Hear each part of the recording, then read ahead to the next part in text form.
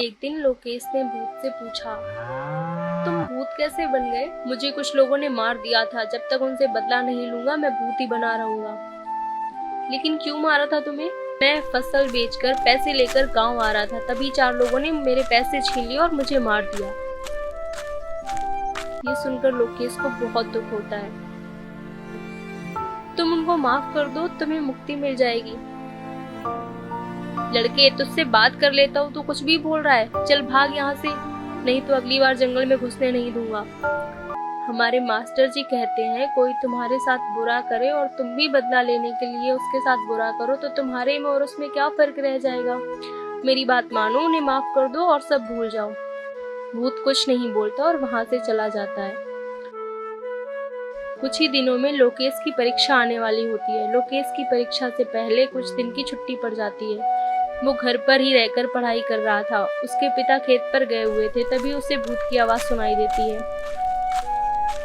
अरे तुम यहाँ कैसे? तुम इतने दिन से नहीं आए तो मैंने सोचा कि कहीं तुम बीमार तो नहीं पड़ गए।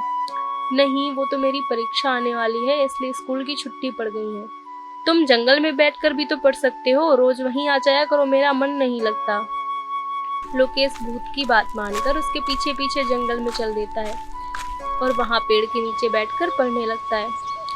अगर तुम चाहो तो मैं तुम्हें नकल करवा सकता हूँ। मैं तुम्हारे सामने कॉपी लेकर आ जाऊंगा और मुझे और कॉपी को तुम देख पाओगे।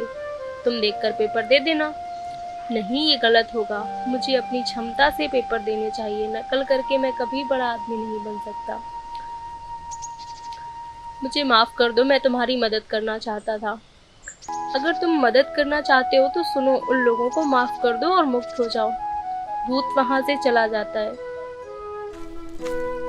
कुछ देर में लोकेश भी घर आ जाता है। अगले दिन लोकेश के घर पर कुछ लोग आए थे जो उसके पिता से बात कर रहे थे। बाद में वो लोग चले जाते हैं। पिताजी, ये कौन थे? ये सब गुंडे थे। इन्होंने एक आदमी के पैसे छीनकर उसे मार दिया था। ये बता रहे थे बहुत दिनों से परेशान थे, न खाना खा पाते थे न सो पाते थे। लेकिन कल वही आदमी इनके सपने में आकर बोला, रामेश्वर जी के बेटे लोकेश के कारण मैं तुम्हें माफ कर रहा हूँ। तब से ये चारों तुम्हें ढूंढ रहे हैं। अब चारों जाकर पुलिस के सामने पेश होने जा रहे हैं। पता नहीं ये हमें कैसे जानते हैं।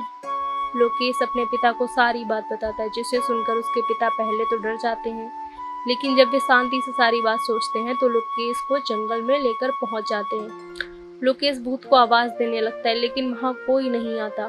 बेटा, अब वह मुक्ति पा चुका है, चलो अब घर चलें। लोकेश रोते हुए घर वापस आ जाता है। ये बात पूरे गांव में फैल जाती है। अब गांव के लोग बिना किसी डर के जंगल से आने जाने लगते हैं। इस कहानी से हमें ये शिक्षा मिलती है कि सही रास्ते पर चलकर ही दूसरों को सही शिक्षा